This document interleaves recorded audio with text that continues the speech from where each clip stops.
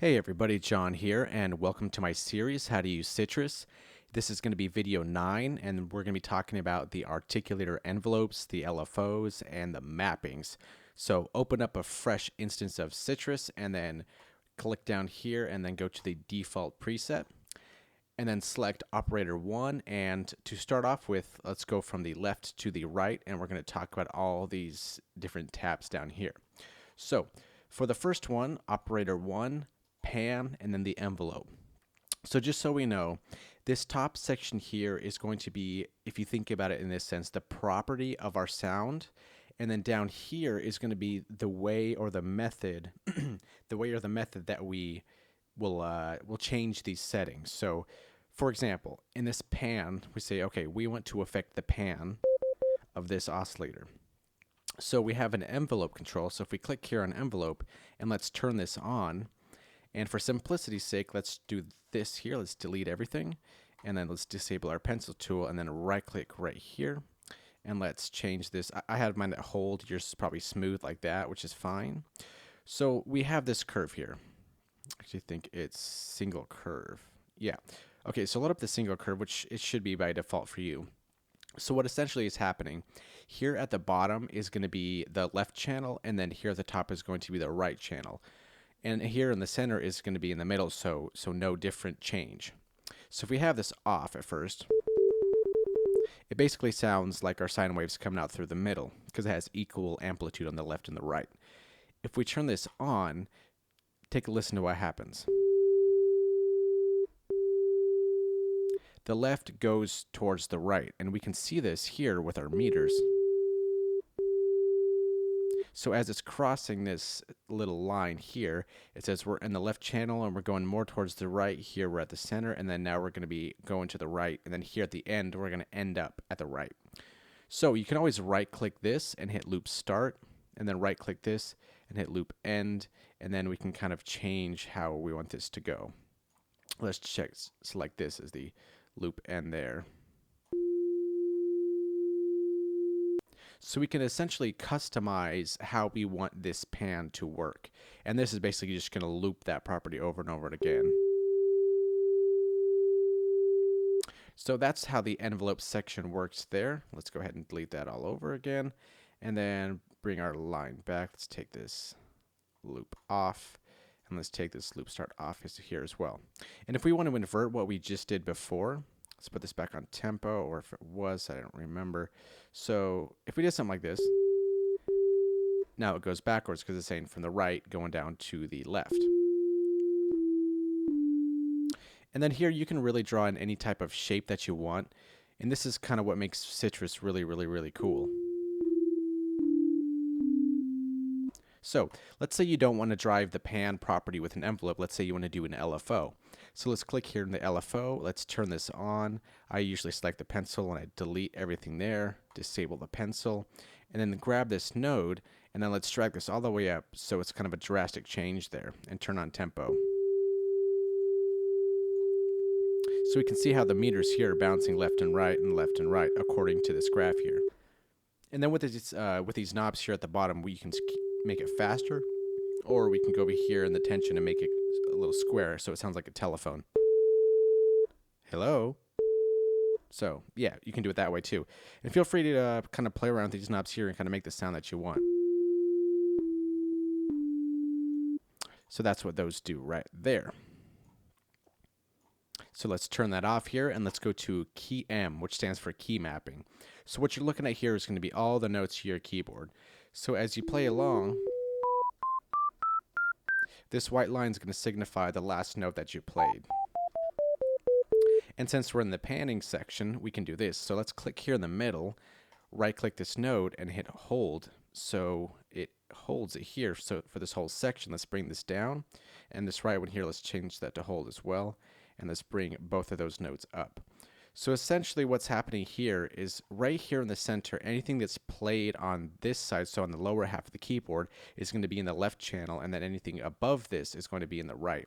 So if I played a note in the lower end, it's only going to be played in the left channel as we see it here. And as we go higher up, here starts to go to the right. So here's that crossover point right there. And we can see that because it snaps to this little node here. So anything past this here is now going to be in the right. Now I'm doing this type of curve so it's very drastic, so it's kind of obvious. Generally, maybe you'd want to do something like this. Let's change this back to a single curve. So maybe you want to kind of do something like this so it's not as obvious. So the lows have a little bit more of a presence, and you can see that here in the meter here. And then the highs will do the opposite of that kind of cascade effect there. So this doesn't really have an on or an off button as the LFOs and the envelopes do. So if this is on, if you see this little yellow light here, make sure to grab this node and then put it back into the center, which will then disable it. So moving on, we're going to go into the VEL-M, which is the velocity mapping. And so on my session, how I set up my stuff, I don't really like the huge jump in velocity changes, so I kind of drag the graph up a little bit. If you're curious about that, I'll probably go over that at some point, but essentially what that means for me is that I have a smaller dynamic range of velocity. But anywho, so the way to demonstrate this here is I'll lightly touch this key, and then I'll drastically hit it. So as we can see here at the top, the harder you hit the key, the value is going to land somewhere more towards the right, and then the softer is going to be to the left. So for me, this is kind of my default velocity. You can change that graph in the settings if you'd like to. Actually, we'll just do that now in case you're curious. So go to the MIDI section here of your general settings. And then where it says link note on velocity 2, you click this little box here. And this is the graph of your velocity. So I brought mine up. Yours probably looks like this. But I have mine here because I don't really like having it such a big jump all of a sudden. So something to think about if that ever kind of drives you a little bit nuts.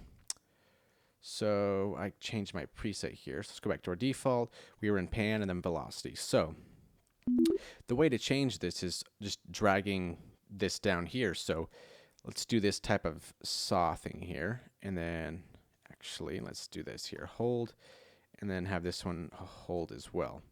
So the same kind of shape we had before when we're talking about keyboard mapping. But here, the softer I hit it, it's going to be in the left channel. The harder I hit it, it's going to go into the right channel. And again, you can always do a curve that's not nearly as drastic as this. I kind of am doing this for demonstration purposes so we can really see what's happening here. So let's delete this node here. And then always to reset this one, it's going to be back in the middle. And then make sure this point, if it ever gets away from you, put that back in the middle so that light should disappear. So next we have mod X and Y. These are going to be essentially the same thing, but they're just different knobs to control. So if that doesn't make sense, let's map this mod X. So we have pan selected, and then we have mod X selected. Let's drag this point all the way to the left, and let's drag this point all the way to the top, or this one all the way to the bottom, and this right node all the way to the top. So essentially, this mod X, this graph from left to right, corresponds to this modulation X and Y. So if this knob's all the way to the left, it's going to be sitting right here. And as we know, this pan, anything below the graph is going to be more into the left channel. So as we turn this to the left, we should only hear it in the left side. And as we change this knob, now this, because we mapped it this way, we mapped the pan to that modulation X, this knob here essentially becomes a pan knob. And Alt-click to put that back in the center, grab this node here back in the center to turn that off. And then mod Y is essentially the same thing, but you just have your different button or knob right here to control that. And you can also grab this here and play around and use both knobs at the same time. So something to think about. So diving further, we go into the RAND. So the pan RAND. So what RAND is it stands for random. So on old analog synths, or maybe some synths that might have some little inaccuracies, they're not going to be as perfect as the digital soft synths that we have. So because of that, we have this random value or parameter setting control, whatever you want to use. So essentially what this is doing is saying we're going to apply a random value and it's going to control this pan. So let's turn this on hold, and let's bring this all the way up. Let's put a point here, put that on hold, and let's actually let's delete this here. I don't want that other one. I made one by mistake, it looked like. Okay, so right here, let's drag this down, and what we're looking at is, again, the pan. So anything below this middle is the left channel, and anything above it is the right. So what this random is doing is saying, whenever we strike a key, it's going to assign a random value to the synth. So it's going to land anywhere within this area. So here, it's the same distance from to the left to the middle and from the middle to the right. So essentially saying that there's a 50-50% chance that the signal is either going to be in the left or the right. And as we just hit this knob here, or press the button here, it'll alternate between the left and the right. So it's a random value, so we don't know what it's going to predict or what it's going to be, essentially because it's called random, which can be a cool feature. So if you don't want it as 50-50%, you can drag this to the right, and then now most of the time it's going to be in the left channel, but every now and then you're going to hear something in the right. So I'll hit the same note. Eventually we'll get lucky. Good lord, that's very unrandom. Ah, there we go, finally one. But yeah, so hopefully that makes kind of sense here. So 50-50, and you can kind of drag that left and right depending on how you want the pan to be. So that's this random value here. And then for uni, actually before we go to uni, let's delete that and let's put everything back to the center, which will disable the random. So uni, so this is going to be the unison control, and this is where you can control the different voices that you set in your unison up here. So let's go to our main tab, and at first let's go to order of 2. So now we have our regular sine wave, but we have also a duplicate voice of that same sine wave. So if we jump into the unison section under the pan, we'll see that we have this graph here. Now when it's on 2, order of 2, the only places where it's going to change the value of this pan is on the far left and on the far right. This middle one won't work. You'll see why in a little bit. So this left here, let's drag this all the way up here. Actually, to demonstrate this actual parameter, it's easier to do it with pitch because it's a little bit more discernible. So to recap, we've got the two voices, our sine and our duplicate, and now we're on the pitch and the unison. So let's change this to hold right here, and let's also change that to hold. So take a listen.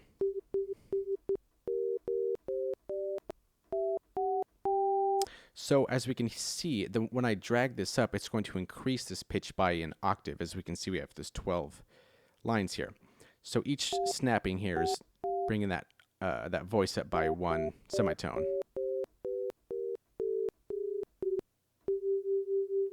So as we bring this up, the first voice that we're listening to is going to be high pitched here because we changed it here. This one won't have any effect. We'll still hear that same middle tone. But if we drag this knob here,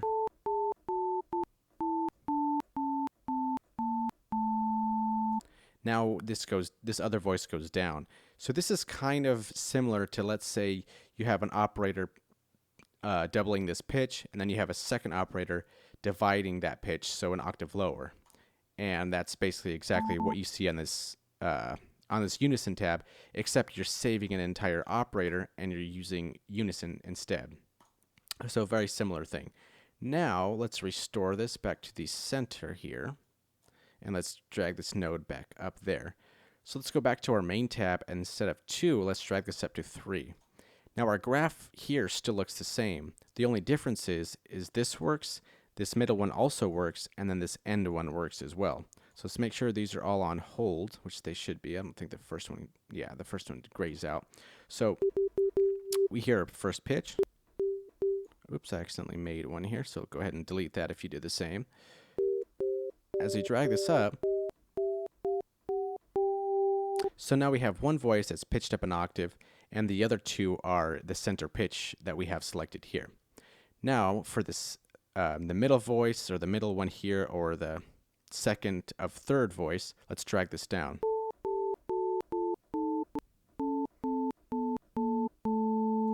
So we have a octave up and an octave down and then the center. So this is going to be where the third one takes place here.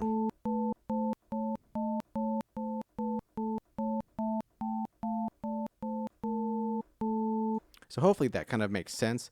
And this graph here will change as you increase this. So if I increase this up to 9, now we have a much larger graph, the 1, 2, 3, 4, 5, 6, 7, 8, and 9. So you would put your points here, here, here, here, here, here.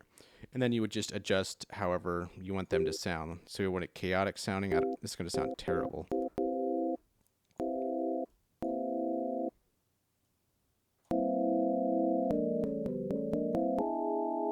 But that's basically what that does. So let's delete all of that here, turn off our pencil, put that back in the middle, and Bob's your uncle.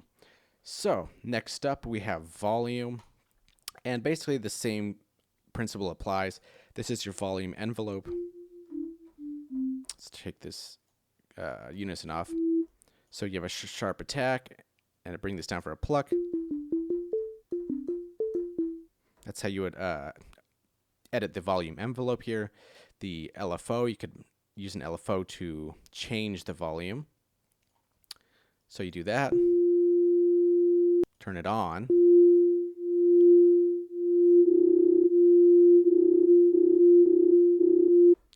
and then you can change the volume for the key mapping. So if you want your lower notes to be a little bit quieter, or if you want actually, it would make more sense to have your higher notes a little bit quieter. So let's put a note here. Let's change that to single curve. And then let's kind of taper this down here a little bit like that. And then make a curve like that. So the higher up we go, it's going to be less volume. Maybe that's too much here, so let's drag this down like that.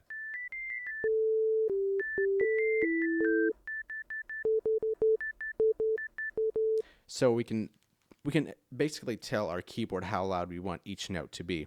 And you can get really, really in depth if you want to scroll in and then put notes for each note if you want to really go crazy. Which is possible. Which things like this is what makes Sytrus so amazing. It really depends on how much time you want to put into a patch or how complex you want to go with it. So let's bring this all the way back up and turn that to default. Delete that pitch there. Velocity, same principle. The harder you hit the note, you can change the volume, or the softer you hit it, you can change the volume there. Mod X and Y, if you drag this down here at the bottom, Mod X will be the volume control now. And that's basically how that works there.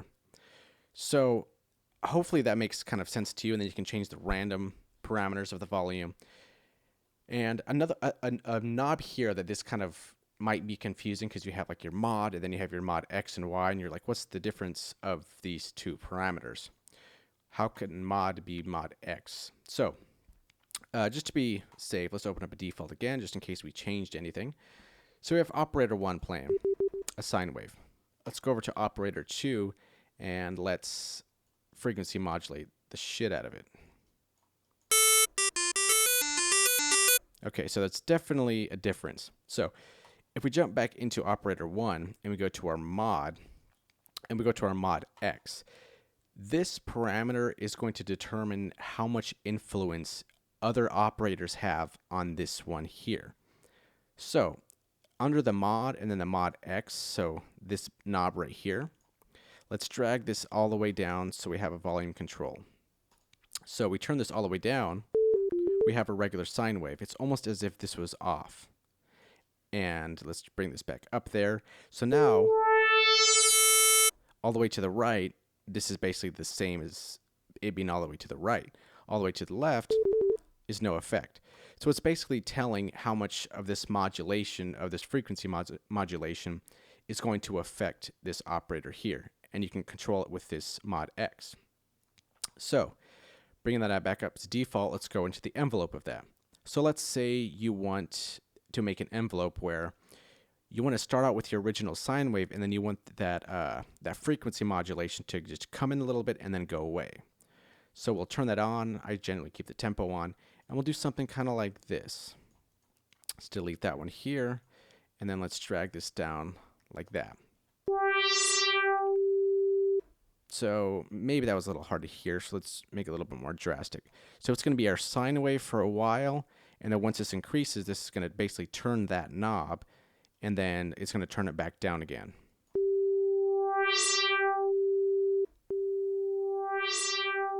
And it's the same shape here in our spectrum right here as we drew in right here. So that's what this mod button does, and you can drive that with an LFO, with an envelope. You can say different velocities will make this effect stronger. Different keys will be modulated versus different or other keys. So let's drag this all the way down, and for the most part, let's put this on hold. So everything on this left side will not be modulated. It's almost like this is happening, like it's just off over here on the left. Because we play these notes, and there's still really no effect. But up here, there is an effect. So that's how you would change that there. Let's bring this back up to default and delete that. And then, as we went before, we can drive it with Mod X, that button or that knob here, or Modulation Y, make it random, so we never know when this modulation is going to happen. It's just a random value. And then we can use the Unison, so different voices can be frequency modulated versus other ones. So it gets very, very, very in-depth pretty quickly with these different tabs and options and how you draw your shapes and envelopes. So hopefully these start to make sense. If there's any of this section that doesn't make sense, please let me know in the comments below, and I'll try to address that or make a video explaining what still seems to be confusing.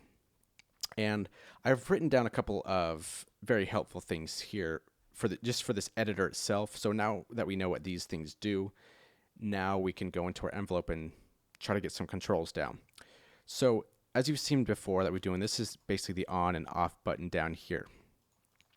And this is going to be our tempo, locking this into tempo.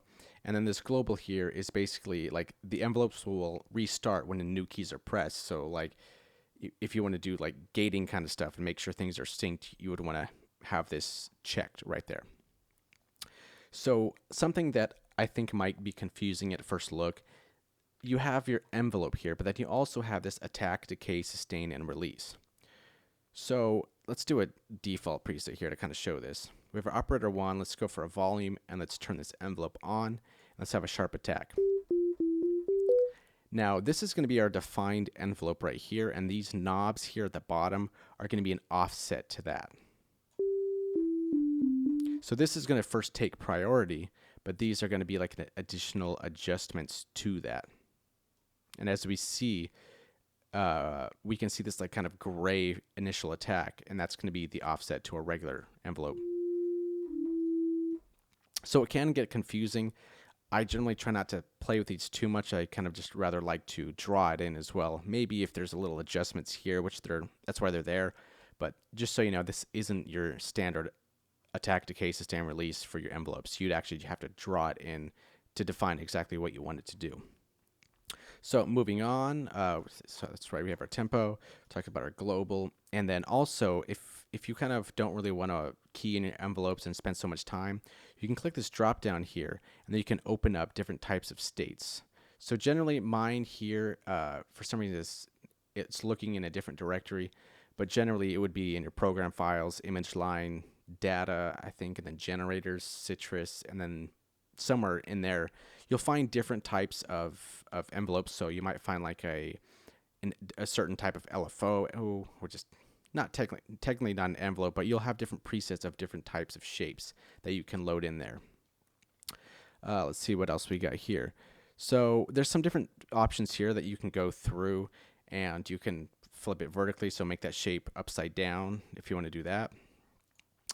Scale levels, you get this little controller here, and you can kind of say, I like my shape, but I don't want it too drastic. You can keep that ratio and kind of change the shape of it through that. Also, what's actually really, really cool, this create the sequence knob, or button. So if you select this, let's do like 4, for example. So with these controls here, we can determine how we want our envelopes to be drawn, and this is kind of a different tool to help us draw this envelope here. And we can change the attack of them, we can change the decay, we can sustain them and make it more of like a gate here. You see that changes the bottom there.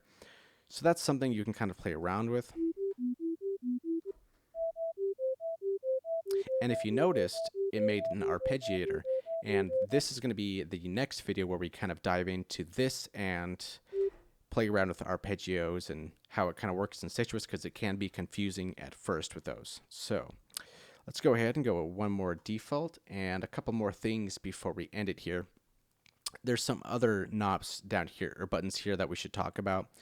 So this first one's going to be a freeze. So if you don't want your envelope getting changed or accidentally edited, you can just make your shape. This is what you like, and then you freeze it. So now you can't edit that shape anymore. Unless you unfreeze it, you can go in and edit it. So it's basically a lock button, something to keep in mind if you want to use that. Next up, you have your pencil tool, or I guess the step editing tool. And this tool makes it easier. If it's off, to delete these points, you have to right click and delete, right click and delete, which can be kind of tedious. So if you turn on this pencil, hold right click, and you can just wipe out the entire envelope if you want to, or you can draw different kinds of things. So if you hold down, so these, for example, are probably all on hold. Yeah. So if you go to single curve, kind of as your default should be, and you're dragging and drawing different types of shapes. Now let's say you want a more defined shape. So let's take off this magnet that's snapping to the grid, and then you can kind of go and draw crazy weird shapes like that.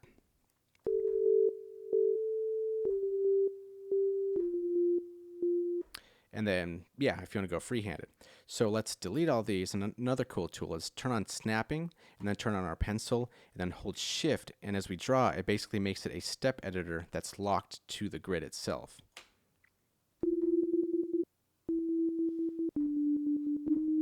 So that's kind of just a little handy trick here. And then here we have this slide tool here. So with this pencil tool off, if we grab this, for example, we move this point here, this is going to move everything relative to it. We move this here, it's going to move it relative. But if we have this off here, it's just going to move that point like that, and it's going to keep these locked here as well. So that's a pretty cool button if you want to just extend this out just a little bit, but you don't want to change your entire shape. You want it to be moved as a relative shape to whatever you're grabbing at the moment. So that's a pretty awesome tool right there. I think we discussed most of the things. If there's any part about the envelope or the articulators or any of these settings down in the drop downs, please let me know and we'll start to go over those. Yeah, so hope to see you in the next video, and we're going to be talking about the arpeggiator and how that works. So thank you for watching, and we'll see you in the next one.